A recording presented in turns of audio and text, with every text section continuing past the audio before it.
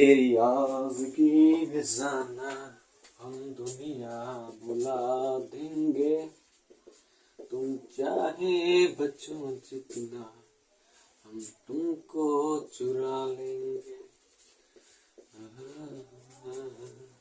तो हेलो दोस्तों, आज की इस क्लास में हम पढ़ेंगे इम्यूनिटी यानी कि प्रतिरक्षा तंत्र के बारे में पढ़ेंगे। प्रतिरक्षा तंत्र होता क्या है, कैसे ये काम करता है, कितने प्रकार का होता है, इन सभी पॉइंट को हम अच्छे से पढ़ेंगे। देखिए, थोड़ी सी मैं आपको स्टोरी सुनाता हूं, सुनिएगा। हमारा जो शरीर होता है वो पूरे दिन क्या करता है, अनेक प्रकार के रोग कारक के द्वारा घिरा होता है। ठीक है, पूरे दिन की अगर हम बात करते हैं तो जीवाणु, विषाणु, प्रोटोजोआ, ठीक है, ये सभी हमारे ऊपर अटैक करते हैं। तो क्या सभी हमको रोग उत्पन्न कर देते हैं हमारे शरीर में? नहीं ना। क्यों? क्योंकि उनको रोकने के लिए, उनकी वृद्धि को रोकने के लिए, उनको मारने के लिए हमारे शरीर में प्रतिरक्षा पाया जाता है, इम्यूनिटी पाया जाता है। समझ में आया? तो अब अगर हम बात करते हैं कि प्रतिरक्षा क्या होता है, प्रतिरक्षा का परिभाषा कैसा होता है, तो अगर हम बात करते हैं कि एनसीईआरटी में जो लाइन लिखी हुई है वो है, परपोषी की रोग कारक जीवों से लड़ने की क्षमता जो उसे प्रतिरक्षा तंत्र से प्राप्त होती है, उसे प्रतिरक्षा कहते हैं। समझ में आया? परपोषी यानी कि हम लोग की रोग कारक जीवों से लड़ने की क्षमता। रोग कारक का मतलब क्या होता है भैया? रोग उत्पन्न करने वाले जीव से लड़ने की जो क्षमता होती है, और वो क्षमता प्रतिरक्षा तंत्र से प्राप्त होती है, और उसे हम कहते हैं प्रतिरक्षा। बात समझ में? The ability to protect against pathogen our body called immunity. समझ में आया? तो इसको अगर हम बात करते हैं तो लिखते कैसे हैं, तो परपोषी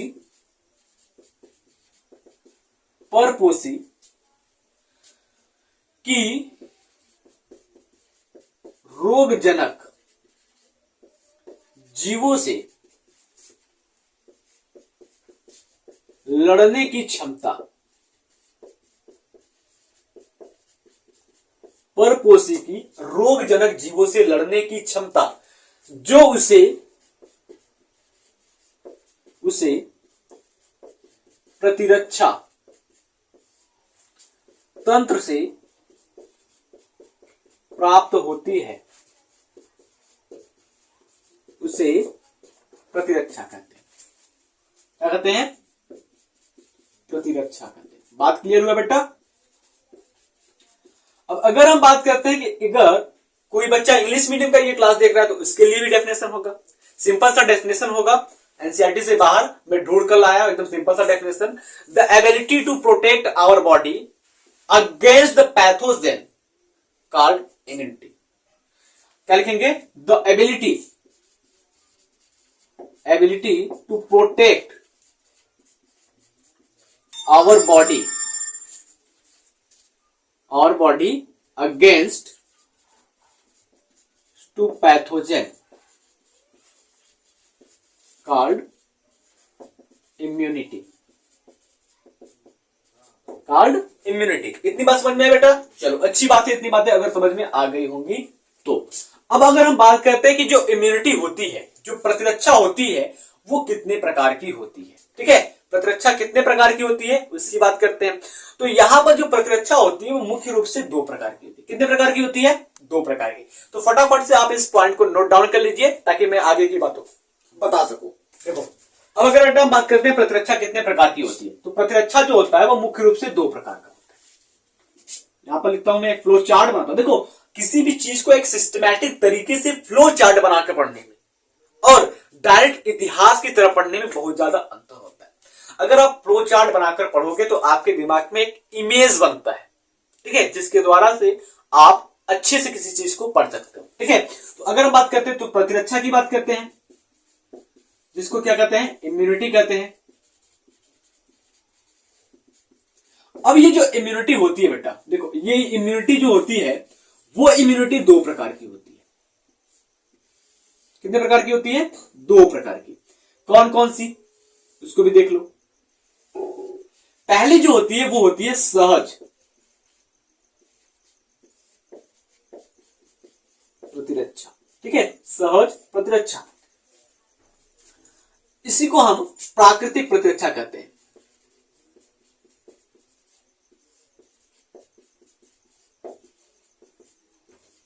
इंग्लिश में अगर हम कहें तो इसको हम कहते हैं इननेट इम्यूनिटी,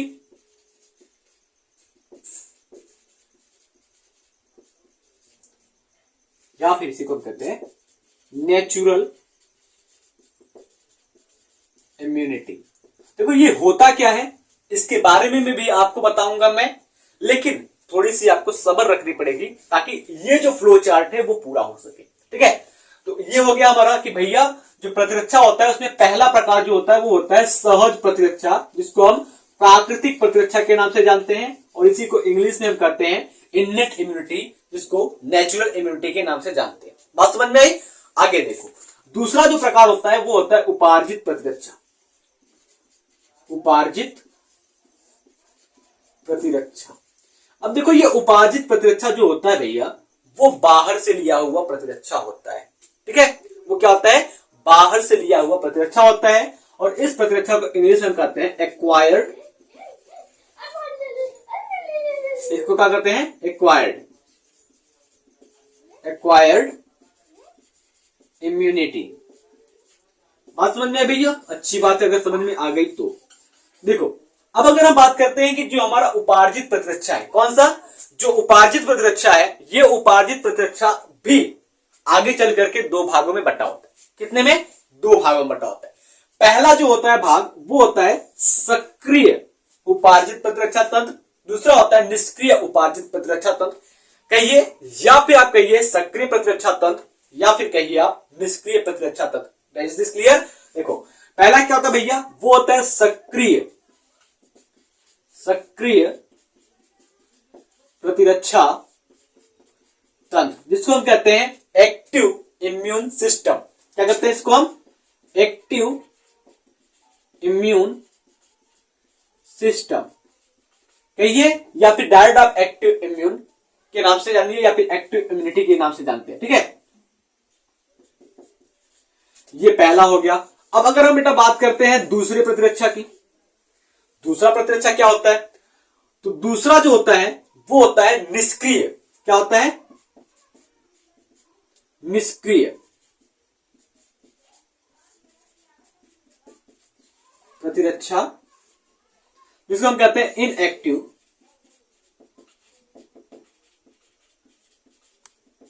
क्या कहते हैं इसको हम? Inactive immunity. Is this clear? I hope is this clear. यानी कि ये बातें आपको अच्छे से समझ में आ गई होगी। चलिए आगे की अगर हम बात करते हैं तो आगे की बात क्या होती है? देखो आगे की बात में अगर हम बात करते हैं तो ये जो सक्रिय प्रतिरक्षा है और निष्क्रिय प्रतिरक्षा है, ये आगे चल करके फिर से दो भागों में बट गया है। ठीक है, सब कुछ बताएंगे, आप थोड़ा सा धैर्य रखिए, एक एक पॉइंट आपका क्लियर हो जाएगा। ठीक है, अगर हम सक्रिय प्रतिरक्षा की बात करते हैं तो जो सक्रिय प्रतिरक्षा है वो आगे चल करके दो भागों में बटा हुआ है, जिसको हम कहते हैं प्राकृतिक, और दूसरा जिसको हम कहते हैं कृत्रिम। तो अगर हम कहें तो ये होता है प्राकृतिक प्रतिरक्षा, जिसको हम अंग्रेजी में कहते हैं नेचुरल इम्यूनिटी। अब आप कहेंगे सर जी यहां पर भी प्राकृतिक प्रतिरक्षा है और यहां पर भी प्राकृतिक प्रतिरक्षा है, तो भैया दोनों में जो है वो बहुत ही ज्यादा अंतर है, मैं उस अंतर को भी बताऊंगा। ठीक है, देखो ये हो गया प्राकृतिक प्रतिरक्षा। अब दूसरा क्या है भैया? दूसरा है कृत्रिम प्रतिरक्षा। बात समझ में आई? जिसको हम कहते हैं आर्टिफिशियल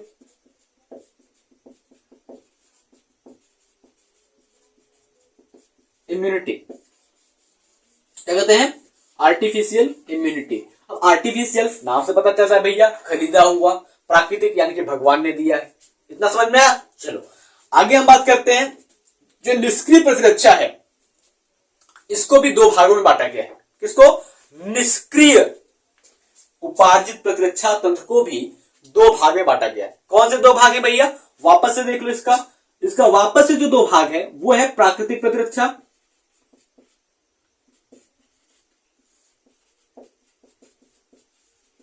जिसको हम कहते हैं नेचुरल इम्यूनिटी, और दूसरा जो भाग है वो है कृत्रिम प्रतिरक्षा, जिसको हम कहते हैं आर्टिफिशियल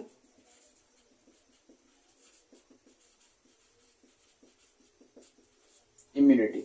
बात समझ में आई? चलो अच्छी बात है, अगर समझ में आ गई हो तो, और नहीं समझ में आई है तो एक बार फिर से देख लीजिए आप, मैं बता रहा हूं। देखिए, जो हमारा प्रतिरक्षा तंत्र है, जो इम्यूनिटी है, वो क्या करता है, बाहर से आने वाले रोगजनक कारकों को मारने का काम करता है, साथ में उनकी वृद्धि को रोकता है, ठीक है, ताकि हम बीमार ना पड़ पाए।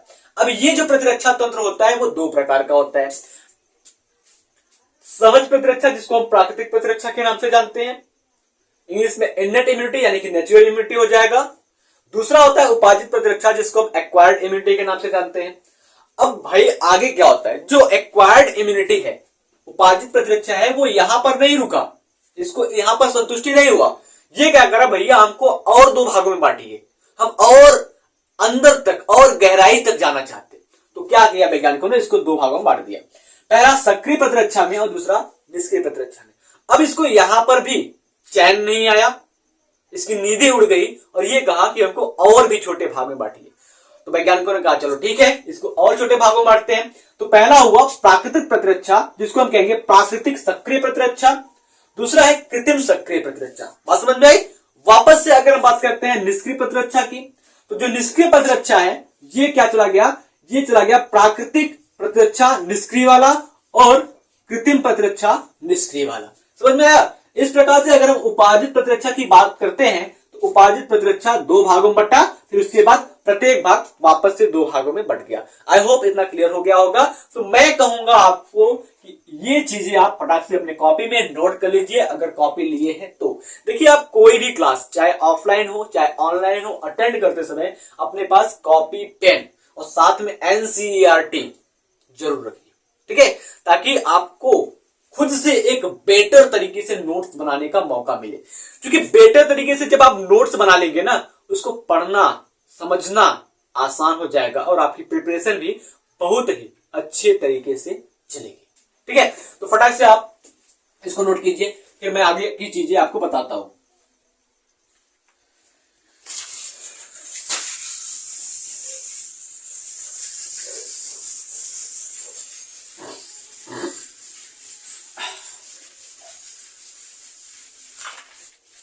देखो भाई, अब अगर हम बात करते हैं सहज प्रतिरक्षा की, नाम ही है सहज। सहज का मतलब होता है सरल, यानी कि जो चीज सरल होगा वो आसानी से मिल जाएगा कि नहीं।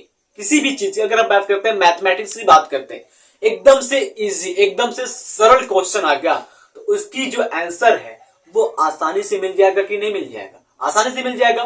ठीक उसी प्रकार से भाई, ये जो सहज प्रतिरक्षा है, जिसको हम प्राकृतिक प्रतिरक्षा के नाम से जानते हैं, ये इतना ज्यादा सरल प्रतिरक्षा तंत्र है कि इसके लिए हमें दर बदर यहां से वहां भटकना नहीं पड़ता है। ये आपके शरीर में ही उपस्थित होता है। कहां पर? आपके शरीर में ही उपस्थित होता है, कहीं जाने की जरूरत नहीं है। यानी कि हम इसको कह सकते हैं कि ये जो प्रतिरक्षा होता है वो एक इंसान के अंदर जन्म से ही पाया जाता है। क्या होता है? जन्म से ही पाया जाता है। तो इसकी पहली पॉइंट ये हो जाएगी कि सहज प्रतिरक्षा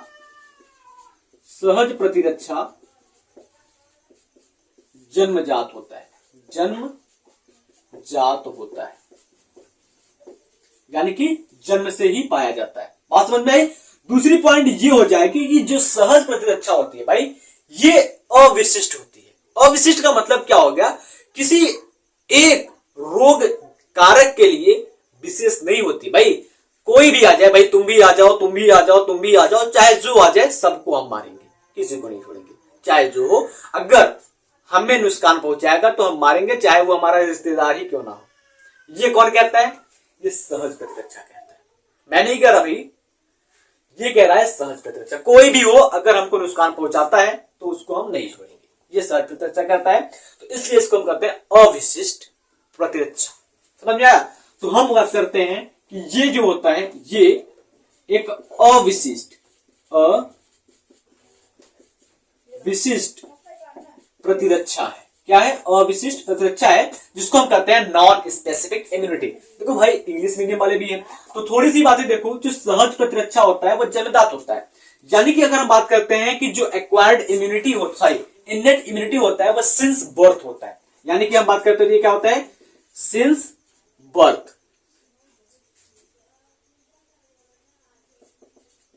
सिंस क्या होता है, बर्थ होता है, या फर्क कर सकते हैं हम, ये बाई बर्थ होता है, जन्म से ही होता है। दूसरी बात हम बात करते हैं तो ये क्या होता है, नॉन स्पेसिफिक होता है, नॉन स्पेसिफिक, नॉन स्पेसिफिक होता है। बात समझ में आई भाई, ये नॉन स्पेसिफिक होता है, बर्थ से होता है। अब अगर हम बात करते हैं कि जो हमारा सहज प्रतिरक्षा तंत्र होता है, या बात करते हैं जो सहज प्रतिरक्षा होता है, ये 4 प्रकार के रोध बनाता है, जिसको हम अवरोध या बैरियर के नाम से भी जानते हैं। बात समझ में आई। आपके एनसीईआरटी में देखेंगे तो पेज नंबर 164 में जहां पर सहज प्रतिरक्षा शुरू होता है, उसके आखिरी में दिया हुआ है कि सहज प्रतिरक्षा 4 प्रकार के रोध बनाता है। कितने प्रकार के, 4 प्रकार के रोध बनाता है। पहला जो है वो है शारीरिक रोध, जिसको हम कहते हैं फिजिकल बैरियर। दूसरा जो है वो है कायिकी रोध, जिसको हम कहते हैं फिजियोलॉजिकल बैरियर। तीसरा है कोशिकीय रोध, जिसको हम कहते हैं सेलुलर बैरियर। उसके बाद लास्ट में जो आखिरी बचता है उसको हम कहते हैं साइटोकाइन बैरियर या साइटोकाइन रोध। इतनी बात समझ में आई। चलो फटाक से आप इसको नोट कीजिए, उसके बाद मैं बताता हूं कि जो आपका सहज प्रतिरक्षा होता है, सहज प्रतिरक्षा 4 प्रकार के रोध बनाता है। सहज प्रतिरक्षा क्या होता है, 4 प्रकार के रोध बनाता है, यानी कि इट फॉर्म 4 बैरियर, 4 बैरियर्स, 4 प्रकार के बैरियर का निर्माण करता है। समझ में आया।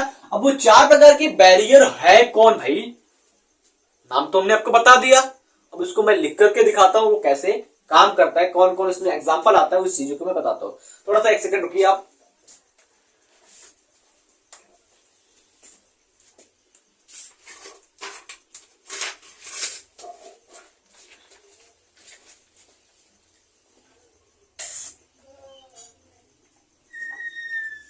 चलिए नोट डाउन कर चुके होंगे।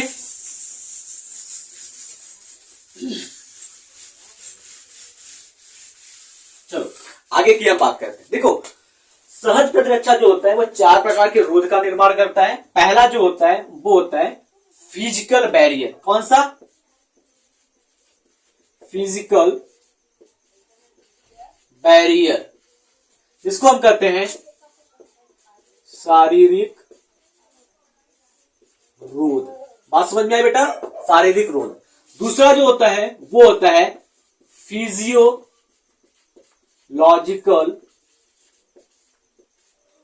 बैरियर, जिसको हम कहते हैं कायिकी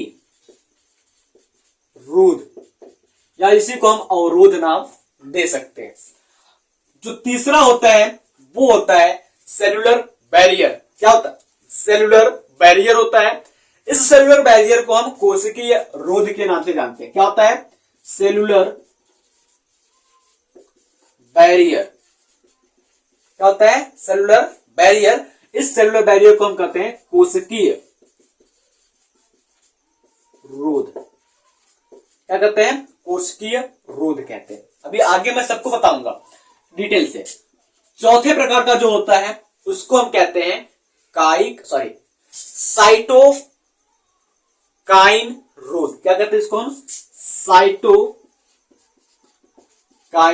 बैरियर। इसको हिंदी में कहते हैं हम साइटोकाइन रोध। ये बात क्लियर हुई भाई। जो हमारा सहज प्रतिरक्षा होता है वो 4 प्रकार के रोध बनाता है, जिसमें नंबर 1 पर आता है फिजिकल, नंबर 2 पर आता है फिजियोलॉजिकल, नंबर 3 पर आता है सेलुलर, और नंबर 4 पर आता है साइटोकाइन बैरियर। अब अगर हम बात करते हैं एक बैरियर के बारे में। देखो एक बैरियर के बारे में अगर हम डिटेल से पढ़ें तो देखो क्या चीजें आती है। तो फटाक से पहले आप इन बैरियर्स को नोट कर लीजिए। देखिए आज की इस क्लास में मैं केवल आपको पढ़ाऊंगा सहज प्रतिरक्षा के बारे में, ताकि जो क्लास है वो बहुत ही ज्यादा लंबा ना हो सके। छोटे से क्लास में मैं आपको सहज प्रतिरक्षा तंत्र को अच्छे से समझाऊंगा, ताकि हर बातें आपके सीधे भेजा में जाए, न कि यहां पर आए और टकरा करके यहां से निकल जाए। ठीक है, तो यहां पर आया टकरा करके यहां निकलने से पहले मैं क्लास को खत्म कर दूंगा। ठीक है, चलो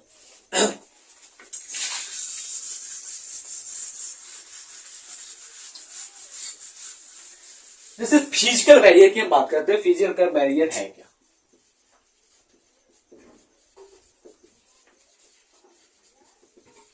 इसको हम कहते हैं शारीरिकी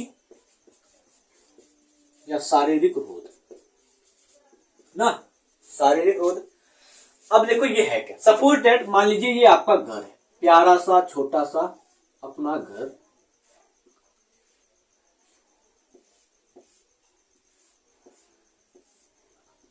ये प्यारा सा छोटा सा क्या है, अपना घर है ना।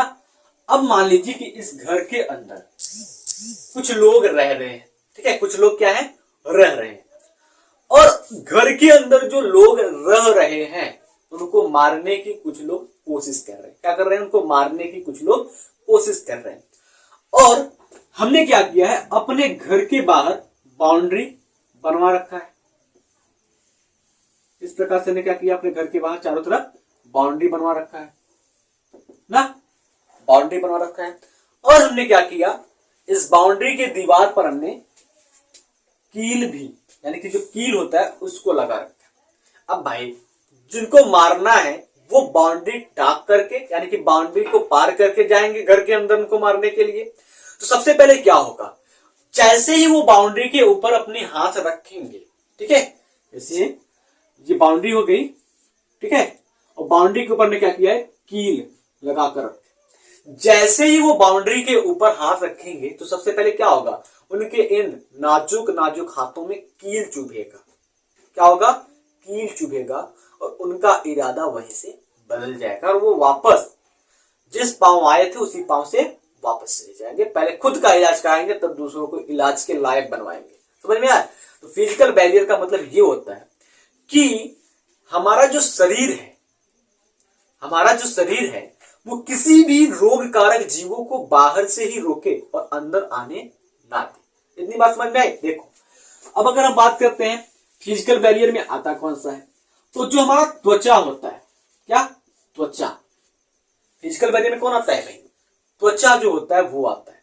त्वचा जो होता है वो मुख्य अवरोध का काम करता है, सबसे मेन इम्यून सिस्टम या इम्यूनिटी का काम करता है हमारा स्किन। कैसे करता है वो भी हम बताएंगे। तो इसके बाद अगर हम बात करते हैं तो हमारा जो श्वसन अंग होता है जिसको हम कहते हैं श्वसनांग, फिर उसके बाद जठरा तंत्र यानी कि गैस्ट्रो इंटेस्टाइनल कैविटी की बात करते हैं, जनन मूत्र की बात करते हैं। तो यहां पर जो एपिथेलियल पाया जाता है, एपिथेलियम यानी कि उपकला जो पाई जाती है, वहां से श्लेष्म निकलता है। ठीक है, यानी कि हम कह सकते हैं कि श्वसन जठरा तंत्र,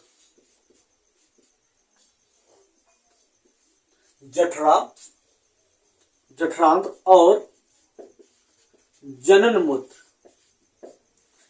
के उपकला पर श्लेष्म लेपन होता है। क्या होता है? श्लेष्मा लेपन। श्लेष्मा लेपन यानी कि म्यूकस कोटिंग। तो इस प्रकार से अगर हम सीधी सी बात ये कहें कि आपके एनसीईआरटी में जो चीजें लिखी हुई है मैं उसी को पढ़ा रहा हूं, बाहर कुछ नहीं पढ़ा रहा हूं। देखो जो हमारा स्किन होता है वो बैरियर का काम करता है, जो म्यूकस मेम्ब्रेन होते हैं वो बैरियर का काम करते हैं। थोड़ा सा आप कॉपरेट करेंगे तो अच्छे से समझ में आएगा। जो म्यूकस मेम्ब्रेन होता है वो भी आपके फिजिकल बैरियर का काम करता है। देखो सपोज दैट अगर हम बात करते हैं कि जो हमारा स्किन है, ये क्या है, हमारा स्किन है। सपोज दैट मान लीजिए ये हमारा क्या है, स्किन, यानी कि ये हमारा त्वचा है, और त्वचा पर क्या है, ये छोटे छोटे बाल यानी कि रोम जो है वो निकले हुए। ठीक है, ये छोटे छोटे क्या है, रोम निकले हुए। अब इस त्वचा के अंदर पाया जा रहा है सेबेसियस ग्लैंड। क्या पाया जा रहा है भैया? सेबेसियस ग्लैंड पाया जा रहा है। मैं एक इमेजिनरी लाइन बना रहा हूं, मतलब इमेजिन करके बना रहा हूं कि इस प्रकार से होगा। ठीक है, आपको समझाने के लिए, रियल नहीं है बट आप समझ जाइए, इसलिए मैं आपको सरल से सरल तरीका अपना रहा हूं आपके लिए। ठीक है, तो ये क्या है, हमारा सेबेसियस ग्लैंड हो गया, सेबेसियस ग्लैंड हो गया। मान लीजिए ये सेबेसियस ग्लैंड हो गया। अब ये सेबेसियस ग्लैंड क्या कर रहा है भैया, ऑयल, ठीक है, ऑयली सिक्रेशन कर रहा है, हमारी स्किन के ऊपर क्या कर रहा है, ऑयली सिक्रेशन कर रहा है। इसलिए देखोगे किसी व्यक्ति का जो त्वचा होता है, किसी किसी का एकदम से रूखा रूखा खुरदरा खुरदरा दिखाई देता है, मतलब ऐसा चलता है कि वो कभी सालों से हाथ में पैर में तेल ही नहीं लगाया हो। और कितने लोग ऐसे होते हैं जिनका त्वचा जो होता है वो हमेशा ऐसा लगता है कि भाई ये तेल में नहा करके आए हैं क्या, लेकिन वास्तव में ऐसा नहीं होता। उनका जो स्किन होता है वो होता ही ऑयली है। कैसा होता है, ऑयली होता है। तो ये जो भैया ये है ऑयल सिक्रेशन, ठीक है, ऑयल सिक्रेशन, या फिर हम कह सकते हैं तेल जो होता है, ठीक है, तेल जानते हो ना भैया, तेल जो होता है उस प्रकार के तरह निकलते हैं। यानी कि ये जो सेबेसियस ग्लैंड होता है वो क्या करता है, ऑयली सिक्रेशन करता है, ऑयली सिक्रेशन करता है, ऑयली सिक्रेशन करता है। अब इस ऑयली सिक्रेशन, जो ऑयल की तरह सिक्रेशन होता है, इसको हम नाम देते हैं सेबम। क्या नाम देते हैं इसको हम, सेबम नाम देते हैं, सेबम नाम देते हैं, ठीक है। अब इस सेबम के अंदर जो पाया जाता है वो क्या चीज होता है, तो सेबम के अंदर पाया जाता है लैक्टिक एसिड। क्या पाया जाता है भैया, लैक्टिक एसिड। और क्या पाया जाता है इसमें, और इसमें पाया जाता है भैया फैटी एसिड, ठीक है। क्या पाया जाता है, fatty acid, fatty acid, lactic अम्ल और वसी अम्ल, ठीक है। क्या पाया जाता है, लैक्टिक अम्ल और वसी अम्ल। ये लैक्टिक अम्ल जो है ये, और ये जो वसी अम्ल है, ये दोनों क्या करते हैं, जो पीएच मान होता है त्वचा का, ठीक है, त्वचा के पीएच मान को ये मेंटेन करते हैं। क्या करते हैं, मेंटेन करते हैं, नियंत्रित करते हैं। अब अगर हम बात करते हैं तो ये लैक्टिक एसिड और फैटी एसिड की वजह से जो त्वचा का पीएच मान होता है, पीएच मान जो होता है वो हो जाता है 3 से 5। कितना हो जाता है, 3 से 5 हो जाता है। अब भाई ये 3 से 5 हो गया तो इसका मतलब क्या हो गया, ये एसिडिक मीडियम हो गया। देखो बहुत सारे जो सूक्ष्म जीव होते हैं वो एसिडिक मीडियम यानी कि अम्लीय माध्यम में जीवित नहीं रह सकते। अब ये जो एसिडिक मीडियम है 3 to 5 स्किन का पीएच वैल्यू है, अब ये क्या करता है, इनहिबिट करता है। इनहिबिट मतलब रोकता है सूक्ष्म जीवों के वृद्धि को। किसको, सूक्ष्म जीवों की वृद्धि को। सूक्ष्म जीव की जब वृद्धि रुक जाएगी भैया तो पूरा कहानी खत्म, यानी कि अब हमें रोग नहीं होगा। इतनी बात समझ में आई, चलो इतनी बात मैं आशा करता हूं समझ में आ गई होगी। देखो मैंने क्या होता है कि ये जो हमारा स्किन है, इस स्किन के नीचे सेबेसियस ग्लैंड पाया जाता है। ये सेबेसियस ग्लैंड जो होता है वो ऑयल का सिक्रेशन करता है या ऑयली सिक्रेशन करता है। उस ऑयली सिक्रेशन को हम सेबम के नाम से जानते हैं, और सेबम के अंदर जो होता है वो लैक्टिक एसिड और फैटी एसिड पाया जाता है। लैक्टिक एसिड और फैटी एसिड जो होता है वो स्किन के पीएच यानी कि त्वचा के पीएच मान को 3 से 5 तक मेंटेन करते हैं, और ये अम्लीय माध्यम होते हैं जिस वजह से इसमें सूक्ष्म जीवों का जिंदा रहना कठिन हो जाता है, सर्वाइव करना कठिन हो जाता है, और इस वजह से ये मर जाते हैं। यानी कि रोग जो इनका ग्रोथ होता है वो रुक जाता है। कितनी बात समझ में आई, तो मैं आशा करता हूं कि आपको फिजिकल जो बैरियर है वो समझ में आ गया होगा, जिसके अंदर त्वचा, श्वसन, जठरांत, मूत्र जनन के उपकला श्लेष्मा पाई जाती है। ठीक है, अब अगर हम आगे बात करते हैं, जो दूसरा प्रकार है वो है हमारा कायिक रोध। क्या है, कायिक रोध, जिसको हम फिजियोलॉजिकल बैरियर के नाम से जानते हैं।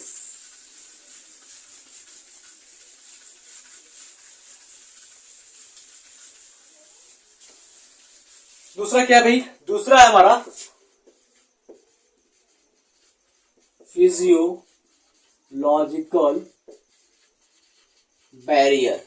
फिजियोलॉजिकल बैरियर, देखो फिजियोलॉजिकल बैरियर को एक और नाम से हम जानते हैं। ठीक है, फिजियोलॉजिकल बैरियर को नहीं, अगर हम बात करते हैं फिजियोलॉजिकल बैरियर को, दूसरा नाम जो हिंदी का होता है वो होता है कायिक। क्या होता है, कायिकीय रोध। कायिकी रोध होता है। अब इसके अंदर आता क्या है भाई, देखो कायिकी रोध जो होता है वो एक प्रकार का इन्नेट इम्यूनिटी होता है। ये इन्नेट इम्यूनिटी यानी कि जो हमारा सहज प्रतिरक्षा तंत्र होता है उसके अंदर पाया जाने वाला रोग होता है। अब इसके अंदर क्या क्या चीजें आती है उसको भी ध्यान से सुनना। सबसे पहले अगर हम बात करते हैं तापमान, ये तापमान जो होता है जिसको हम टेम्परेचर कहते हैं, ये भी एक प्रकार का रोध उत्पन्न करता है, सूक्ष्म जीवों के लिए रोध उत्पन्न करता है। उसके बाद अगर हम बेटा बात करते हैं तो इसमें आ जाता है लो पीएच वैल्यू, यानी कि निम्न पीएच मान, यानी कि लो पीएच वैल्यू। इतना क्लियर हुआ। आगे अगर हम बात करते हैं तो यहां पर आते हैं various soluble factor. Various soluble factor का मतलब बात करते हैं ढेर सारे तरल पदार्थ आते हैं, जिसमें अगर हम बात करते हैं तो आंसू आ जाता है आपका, क्या आ जाता है, आंसू, जिसको हम टीयर कहते हैं, टीयर्स कहते हैं, लार जिसको हम सलाइवा कहते हैं, ठीक है, सलाइवा आ जाता है, ठीक है। ये सभी आते हैं आपके फिजियोलॉजिकल बैरियर में। अब देखो अगर हम बेटा बात करते हैं तापमान की, टेम्परेचर की बात करते हैं, तो जो नॉर्मल बॉडी टेम्परेचर होता है, जो शरीर का सामान्य तापमान होता है, वो कई सारे सूक्ष्म जीवों की वृद्धि को रोकता है। क्या करता है, कई सारे सूक्ष्म जीवों की वृद्धि को रोकता है। जैसे सामान्य रूप से हम एक एग्जांपल लेते हैं, जो फीवर होता है, बुखार जो होता है, वो हमें इंडिकेट करता है, वो हमें बताता है कि भैया हम जो है वो एक रोग जनक से लड़ रहे हैं। क्या कर रहे हैं, एक रोग जनक, रोग उत्पन्न करने वाले कारक से लड़ रहे होते हैं। वो नॉर्मल बॉडी टेम्परेचर होता है। अचानक से क्या होता है, कभी कभी हमारे बॉडी का जो टेम्परेचर होता है वो हाई हो जाता है, फिर उसके बाद वो नॉर्मल हो जाता है, ठीक है। तो वो बताता है कि भैया हम एक पैथोजन से लड़ रहे हैं, ठीक है। दूसरी बात करते हैं हम लो पीएच वैल्यू, लो पीएच मान, निम्न पीएच वैल्यू की बात करते हैं। देखो हमारे जो गैस्ट्रिक एसिड होता है, ठीक है, लो पीएच वैल्यू की अगर बात करते हैं, यहां पर देखो लो पीएच वैल्यू में बात करते हैं, तो लो पीएच वैल्यू में जो गैस्ट्रिक एसिड होता है, जिसको हम आमाशयी अम्ल, ठीक है, सॉरी, गैस्ट्रिक ग्लैंड, ठीक है, गैस्ट्रिक ग्लैंड, जिसको हम कहते हैं अमाशयी या अमाशय ग्रंथि। अब भाई देखो ये अमाशय ग्रंथि होता है जो वो सिक्रीट करता है एसिड को, ये अमाशय ग्रंथि अम्ल को निकालता है। किसको सिक्रीट करता है, ये सिक्रीट करता है अम्ल को, जिसका नाम है HCl। ये HCl जिसका पीएच वैल्यू क्या होता है, बहुत ही कम होता है, पीएच वैल्यू बहुत ही कम होता है।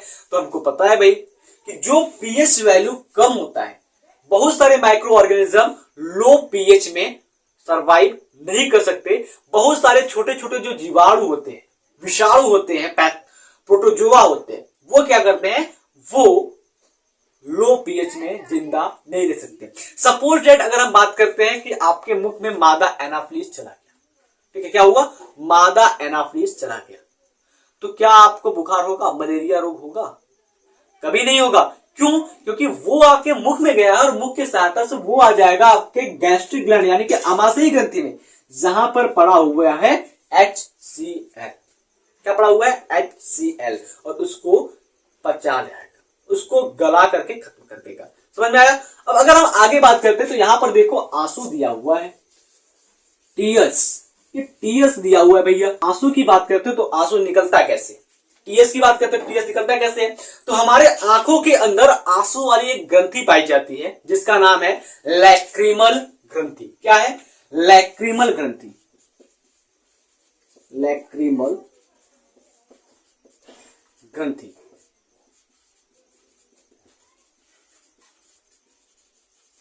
लैक्रिमल ग्लैंड हो गया। अब भाई ये जो लैक्रिमल ग्लैंड होता है, ठीक है, लैक्रिमल ग्लैंड जो होता है वो आंसू को निकालता है। लैक्रिमल ग्लैंड से आंसू निकलते हैं और इस आंसू के अंदर एक एंजाइम पाया जाता है। ये जो आंसू होता है भैया बहुत ही कीमती, के अंदर एक एंजाइम पाया जाता है जिसको हम लाइसोजाइम के नाम से जानते हैं। और ये लाइसोजाइम जो होता है वो किसी भी जीवाणु की कोशिका भित्ति को पचाने के लिए सक्षम होता है, यानी कि पेप्टाइडोग्लाइकॉन की बनी हुई जीवाणु कोशिका भित्ति को ये बड़े ही आसानी से, बड़े ही सरलता से पचा सकता है, जिस वजह से ये एक बैरियर, एक रोध का काम करता है, जिसके कारण हमें आंखों में रोग नहीं हो पाता। उसके बाद अगर हम बात करते हैं लार की, तो लार यानी कि जिसको हम सलाइवा करते हैं, ये सलाइवा निकलता कहां से भैया? तो ये हमारे मुख के अंदर पाया जाता है लार ग्रंथि। क्या पाया जाता है? लार ग्रंथि। यानी कि हम बात करते हैं सलाइवरी ग्लैंड पाया जाता है कहां पर? इन माउथ, मुख के अंदर। और ये लार ग्रंथि क्या करते हैं? लार को स्रावित करते हैं। ठीक है, लार ग्रंथि क्या करते हैं भैया? लार को स्रावित करते हैं। लार जो होता है वो भैया, इसका पीएच मान होता है 6.727। ठीक है, इसका पीएच वैल्यू होता है और ये एसिडिक मीडियम में पाया जाता है, जिस वजह से ये माइक्रो ऑर्गेनिज्म के ग्रोथ को इनहिबिट करते हैं। माइक्रो ऑर्गेनिज्म यानी कि सूक्ष्म जीवाणुओं को वृद्धि से रोकते हैं। इतनी बात समझ में आई? तो फटाफट से आप इसके शॉट लीजिए। फिर इसके बाद अगर हम बात करते हैं तो जो हमारा तीसरा बैरियर है, तीसरा रोध है, वो है हमारा कोशिकीय रोध, जिसको हम सेलुलर बैरियर के नाम से जानते हैं। इसका क्या है भैया? हमारा कोशिकीय रोध, जिसको हम कहते हैं सेलुलर बैरियर। क्या कहते हैं इसको? हम सेलुलर बैरियर के नाम से जानते हैं, कोशिकीय रोध। अब भाई देखो, कोशिकीय रोध की अगर हम बात करते हैं तो इसके अंदर क्या होता है? कुछ विशेष प्रकार की कोशिकाएं होती है। क्या होती हैं? कुछ विशेष प्रकार की कोशिकाएं होती हैं। सबसे पहले अगर हम बात करते हैं कि ये जो हमारा सेलुलर बैरियर है, ये जो कोशिकीय रोध है, इसको एक और नाम से जानते हैं, जिसको हम कहते हैं फाइगोसाइटिक, मतलब आल्सो नोन करके लिखेंगे हम, फाइगोसाइटिक बैरियर। फाइगोसाइटिक बैरियर के नाम से इसको जानते हैं, यानी कि भक्षकाण रोध के नाम से जानते हैं। इसमें विशेष क्या है? रुधिर की कुछ कोशिकाएं होती हैं, ठीक है, ब्लड सेल की कुछ सेल्स होती है, जिसको हम कहते हैं मोनोसाइट। क्या आती है इसमें? मोनोसाइट, न्यूट्रोफिल, न्यूट्रोफिल्स,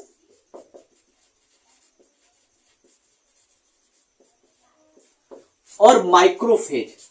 माइक्रोफेज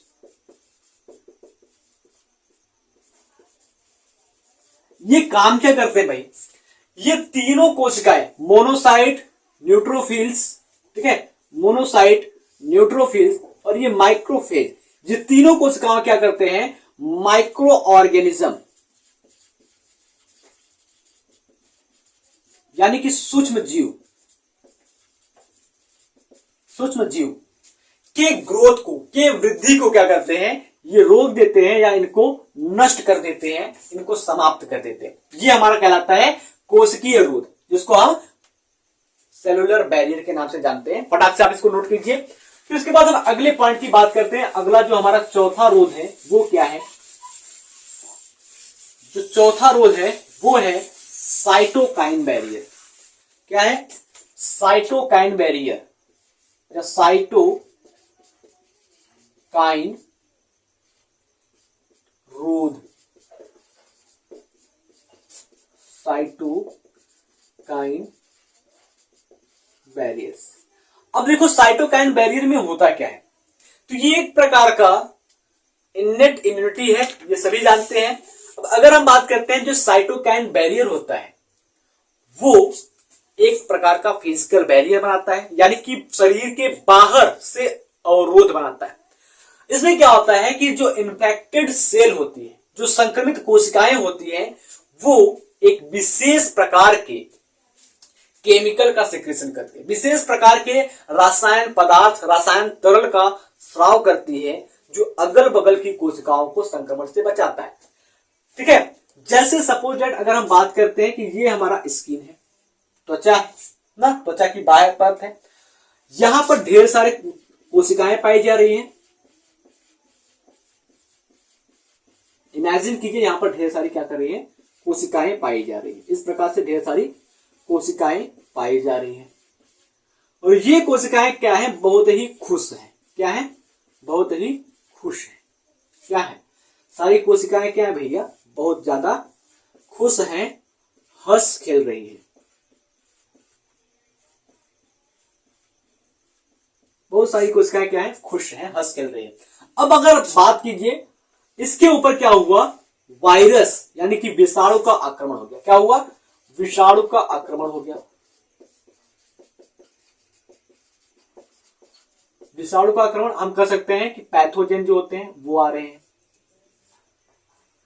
अब ये जो विषाणु है, ये विषाणु काम करता है कैंसर रोग को उत्पन्न करने के लिए। क्या काम करता है, कैंसर रोग को उत्पन्न करने के लिए।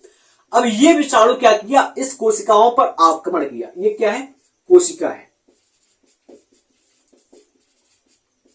इन पर आक्रमण किया, इनको संक्रमित करने की कोशिश किया और संक्रमित कर लिया।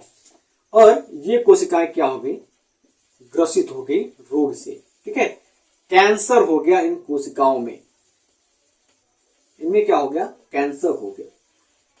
अब जैसे ही कैंसर हुआ तो इनके अगल बगल की कोशिकाएं जो हंस खेल रही थी, इनके चेहरे पर क्या हुआ, मायूसी छा गया, एकदम से मनहूसियत आ गया। अब क्या होगा भैया, ये अपने उन कोशिकाओं से पूछ रही, भैया अब क्या होगा, हम भी गए, हमें भी कैंसर हो जाएगा। तो ये जो कोशिकाएं होती हैं, जो कैंसर रोग से ग्रसित कोशिकाएं होती हैं, अगर हम बात करते हैं तो ये क्या हो जाएगा, ये हो जाएगा कैंसर। हम समझा रहे हैं आपको, चाहे कोई भी तरीका लगाना पड़े, आपको समझ में आना चाहिए, बस मेरा यही उद्देश्य है। ठीक है, सपोज दैट ये कैंसर हो गया। अब इस कैंसर वाली कोशिकाएं जो होती हैं वो क्या करती हैं, कुछ तरल पदार्थ निकालना शुरू कर देती है अपने चारों तरफ। क्या करती हैं, कुछ तरल पदार्थ, कुछ केमिकल्स निकालना शुरू कर देती है। इस प्रकार से ना, ये क्या कर रही है, केमिकल्स निकालना शुरू कर दी। क्या हो गया, ये भैया केमिकल हो गया। इस केमिकल का नाम क्या है, तो इस केमिकल का नाम है इंटरफेरान। क्या है, इंटरफेरान। अब ये इंटरफेरान जो होगा वो अपने अगल बगल की कोशिकाओं को संक्रमण से बचाएगा। यही बात आपको समझाना चाहता हूं। मैं आशा करता हूं कि ये जो आपको हमने सहज प्रतिरक्षा तंत्र पढ़ाया, ये बखूब बहुत बढ़िया से समझ में आया होगा, कोई भी डाउट नहीं बचा होगा। अगर कोई डाउट बचा है तो आप कमेंट बॉक्स में बताइए, मैं वहां पर क्लियर करने की कोशिश करूंगा। अगले क्लास में मैं आपको पढ़ाऊंगा उपार्जित प्रतिरक्षा, जिसको एक्वायर्ड इम्यूनिटी कहते हैं। याद रखिएगा, हर बार किस्मत साथ नहीं देती, कई बार मेहनत रंग लाती है।